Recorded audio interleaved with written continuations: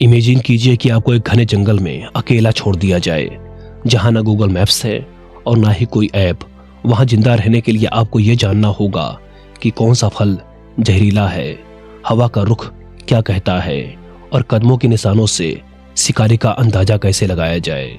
सोचिए, अब थोड़ी देर के लिए इस सीन को बदल दीजिए और खुद को न्यूयॉर्क या दिल्ली के एक बिजी ट्रैफिक चौराहे पर खड़ा कीजिए, जहां आपको कुछ सेकंड्स में एक जटिल बिजनेस डील क्लोज करनी है या किसी एल्गोरिदम की गलती पकड़नी है। अब बताइए कि इन दोनों सिचुएशंस में कौन ज्यादा बुद्धिमान कहलाएगा? क्या वो गांव वाला जो नेचर के इशारों को पढ़ लेता है, या वो शहर वाला जो टेक्नोलॉजी की भाषा बोलता है? सदियों से हम इस बहस में उलझे हैं कि बुद्धिमानी का केंद्र कहाँ है, मिट्टी की सौंधी हुई खुशबू में या कंक्रीट के बिल्डिंग वाले जंगलों में। आज हम इस मुद्दे को पुरानी कहावतों से नहीं, बल्कि न्यूरोसाइंस, हार्वर्ड की रिसर्च और फिल्म इफेक्ट जैसे वैज्ञानिक सिद्धांतों की कसौटी पर कसेंगे। ये वीडियो आपकी बुद्धिमानी की परिभाषा को जड़ से हिला देगा, क्योंकि विज्ञान जो कहता है वो आपकी उम्मीदों से बिल्कुल अलग है। बुद्धिमानी को समझने के लिए सबसे पहले हमें उस चश्मे को साफ करना होगा जिससे हम इसे देखते हैं। साइकोलॉजी में बुद्धिमानी का मतलब सिर्फ मैथ के सवाल हल करना या अंग्रेजी बोलना नहीं। वैज्ञानिक रूप से इसे दो हिस्सों में बांटा जाता है, फ्लूइड इंटेलिजेंस और क्रिस्टलाइज्ड इंटेलिजेंस। फ्लूइड इंटेलिजेंस का मतलब होता है बिना किसी पूर्व ज्ञान के नई समस्या को हल करने की क्षमता। वही क्रिस्टलाइज्ड इंटेलिजेंस वो ज्ञान है जो हम शिक्षा और एक्सपीरियंस से हासिल करते हैं। शहरों में रहने वालों के पास अक्सर क्रिस्टलाइज्ड इंटेलिजेंस का भंडार होता है, क्योंकि वहां सूचनाओं और थ्योरिकल नॉलेज की बौछार होती है। लेकिन जब बात फ्लूइड इंटेलिजेंस या सर्वाइवल इंस्टिंक्ट की आती है, तो गांव के लोग अक्सर बाजी मार ले जाते हैं। इसे अच्छे से समझने के लिए हमें थोड़ा इवोल्यूशनरी बायोलॉजी को देखना होगा। प्रकृति की अनिश्चितताओं के बीच रहने वाले दिमाग को हर वक्त सक्रिय और चौकन्ना रहना पड़ता है, जो एक अलग तरह की इंटेलिजेंस को जन्म देता है। 1980 के दशक में जेम्स फ्लिन नाम के एक शोधकर्ता ने एक क्रांतिकारी खोज की, जिसे फ्लिन इफेक्ट कहा जाता है। उन्होंने पाया कि जैसे जैसे दुनिया का शहरीकरण हुआ, लोगों के IQ स्कोर में हर दशक लगभग 3 अंकों की बढ़ोतरी हुई। इसका मुख्य कारण था बेहतर पोषण, शिक्षा और एक जटिल वातावरण। शहर एक कॉग्निटिव जिम की तरह काम करते हैं। यहाँ का वातावरण इतना चुनौतीपूर्ण और सूचनाओं से भरा होता है कि दिमाग को लगातार प्रोसेस करना पड़ता है। एग्जाम्पल के तौर पर ट्रैफिक सिग्नल समझना, मैप्स पढ़ना और हजारों चेहरों के बीच पहचान करना, ये सब अनजाने में आपके न्यूरॉन्स को ट्रेन करते हैं। लेकिन यहाँ एक पेंच है, क्या IQ ही बुद्धिमानी का एकमात्र पैमाना है? WHO यानी वर्ल्ड हेल्थ ऑर्गेनाइजेशन की रिपोर्ट बताती है कि शहरों में शोर और वायु प्रदूषण की वजह से कॉग्निटिव डिक्लाइन यानी मानसिक क्षमता में गिरावट का खतरा भी ज्यादा होता है। इसलिए यहाँ सोचना पड़ता है कि क्या शहर हमें स्मार्ट बना रहे हैं या सिर्फ हमें सूचनाओं से भर रहे हैं। अब बात करते हैं उस वातावरण की जो एक गांव के बच्चे को मिलता है। न्यूरोसाइंटिस्ट का मानना है कि जो बच्चे नेचर के संपर्क में ज्यादा रहते हैं, उनका वर्किंग मेमोरी और अटेंशन स्पैन शहरों के बच्चों से कहीं बेहतर होता है। यूनिवर्सिटी ऑफ शिकागो की एक रिसर्च के मुताबिक प्राकृतिक परिवेश में रहने से दिमाग का प्रीफ्रंटल कॉर्टेक्स ज्यादा शांत और कंसंट्रेट रहता है। गांव का वातावरण प्रैक्टिकल इंटेलिजेंस को बढ़ावा देता है। वहां का बच्चा किताबी ज्ञान से पहले यह सीखता है कि मौसम को देखकर बारिश का अंदाजा कैसे लगाया जाए या फसलों की बीमारी को कैसे पहचाना जाए। ये ऑब्जर्वेशनल इंटेलिजेंस है, जिसे आज की दुनिया में क्रिटिकल थिंकिंग कहा जाता है। शहर का बच्चा एल्गोरिदम में उलझा रहता है, जबकि गांव का बच्चा लाइफ साइकिल को लाइव देखता है। विज्ञान कहता है कि इन दोनों की बुद्धिमत्ता के प्रकार अलग हैं, लेकिन इनकी क्षमता बराबर हो सकती है। बुद्धिमानी का एक और गहरा पहलू है EQ यानी इमोशनल इंटेलिजेंस। यहाँ गांव का पलड़ा बहुत भारी दिखता है। ग्रामीण इलाकों में सामाजिक ढांचा बहुत मजबूत होता है, लोग एक दूसरे से सीधे जुड़े होते हैं। हार्वर्ड यूनिवर्सिटी की 80 साल लंबी स्टडी ऑफ एडल्ट डेवलपमेंट बताती है कि इंसानी इंटेलिजेंस और हैप्पीनेस का सीधा संबंध सामाजिक रिश्तों से है।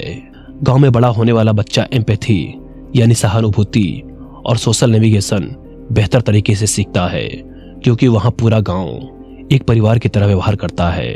वहीं शहरों में बढ़ता अकेलापन और डिजिटल आइसोलेशन लोगों की सोशल इंटेलिजेंस को कुंद कर रहा है। एक शहरी व्यक्ति शायद कोडिंग में ज्यादा माहिर हो, लेकिन लोगों की भावनाओं को पढ़ने में वो अक्सर गांव के आदमी से पीछे छूट जाता है। और याद रखिए, आज के AI के दौर में टेक्नोलॉजी का ज्ञान मशीनें ले लेंगी, लेकिन इंसानी जज्बातों को समझने वाली बुद्धि ही सबसे ज्यादा कीमती होगी। लेकिन लॉजिक का एक और स्तर है, संसाधनों का अभाव और इंटेलिजेंस, जिसे हम जुगाड़ कहते हैं। वो दरअसल एडेप्टिव इंटेलिजेंस का एक सबसे अच्छा उदाहरण है। ग्रामीण क्षेत्रों में जब सुविधाएं नहीं होती तो वहां के लोग सीमित संसाधनों में भी रास्ता निकालना सीखते हैं। ये out of the box thinking का असली रूप है। जब आपके पास सब कुछ अवेलेबल हो तो आपका दिमाग आलसी हो जाता है, लेकिन जब आपके पास कुछ नहीं है तो आपकी बुद्धि एक्टिव होती है। यही कारण है कि इसरो से लेकर नासा तक कई महान वैज्ञानिक अपनी जड़ें छोटे गांवों में ढूंढते हैं। वहां के अभाव ने उनके दिमाग को सर्वाइवल मोड में डाल दिया, जिससे उनकी समस्या सुलझाने की क्षमता असाधारण हो गई। लेकिन हमें डेटा के दूसरे पहलू को भी नजरअंदाज नहीं करना चाहिए। दिमाग के विकास के लिए न्यूट्रिशन सबसे महत्वपूर्ण आधार है। द लॉन्सेट की कई रिपोर्ट्स में यह साबित हुआ है कि शुरुआती 5 वर्षों में अगर बच्चे को सही प्रोटीन और माइक्रोन्यूट्रिएंट्स न मिलें तो उसका IQ स्थायी रूप से कम रह सकता है। इस मामले में शहरों को बढ़त मिलती है, क्योंकि वहां हेल्थ सुविधाएं और फोर्टिफाइड फूड आसानी से अवेलेबल है। ग्रामीण क्षेत्रों में कुपोषण एक बहुत बड़ी बाधा है, जो पैदाइशी इंटेलिजेंस को पूरी तरीके से डेवलप नहीं होने देती। मतलब कि अगर हम गांव के वातावरण की शांति और शहर के पोषण को मिला दें तो हमें एक सुपर इंटेलिजेंट दिमाग मिल सकता है। एजुकेशन का ढांचा भी एक बड़ी भूमिका निभाता है। शहरों में स्ट्रक्चर्ड लर्निंग और को करिकुलर एक्टिविटीज दिमाग के अलग अलग हिस्सों जैसे संगीत, खेल और लॉजिक को एक साथ डेवलप करती है। गांव में अक्सर शिक्षा का मतलब सिर्फ रटना रह जाता है, लेकिन इंटरेस्टिंग बात यह है कि इंटरनेट ने अब इस गैप को भर दिया है। आज गांव का एक लड़का यूट्यूब या खान एकेडमी से वही ज्ञान ले रहा है जो न्यूयॉर्क का बच्चा ले रहा है। अब इंटेलिजेंस का मुकाबला एक्सेस पर नहीं बल्कि हंगर पर है। आज का डेटा यह कहता है कि छोटे शहरों और गांव के युवाओं में आगे बढ़ने की भूख कहीं ज्यादा है, जो उन्हें मेंटली बहुत जुझारू बनाती है। अब कंक्लूजन पर पहुंचने से पहले हमें यह समझना होगा कि इंटेलिजेंस कोई स्थिर चीज नहीं है। ये पानी की तरह है जो अपने बर्तन के हिसाब से शक्ल बदल देती है। शहर आपको एनालिटिकल इंटेलिजेंस देते हैं, जो आपको एक जटिल सिस्टम में फिट होना सिखाती है। गांव आपको नेचुरल इंटेलिजेंस और रेजिलियंस यानी लचीलापन देते हैं, जो आपको किसी भी बुरी सिचुएशन में टिके रहना सिखाते हैं।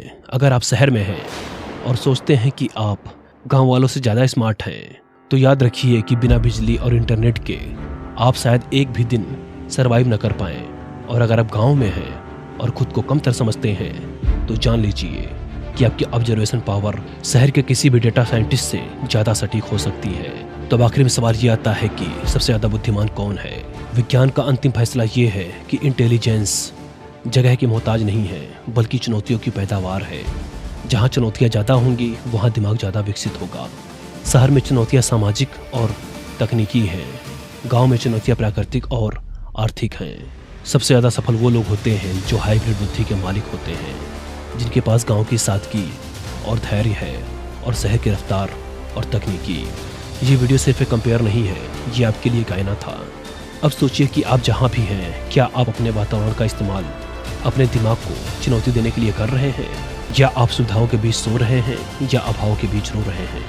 बुद्धिमानी इस बात में नहीं कि आप पैदा कहाँ हुए, बुद्धिमानी इस बात में है कि आप अपनी परिस्थितियों को अपनी ताकत कैसे बनाते हैं। अगली बार जब आप किसी गांव वाले को देखें या किसी शहर को, तो उन्हें उनके कपड़े या भाषा से नहीं बल्कि उनकी प्रॉब्लम सॉल्विंग एबिलिटी से आंकिएगा, क्योंकि असली बुद्धि तो वही है जो संकट के समय रास्ता निकाल दे। क्या आप तैयार हैं अपनी बुद्धि के दायरे को बढ़ाने के लिए?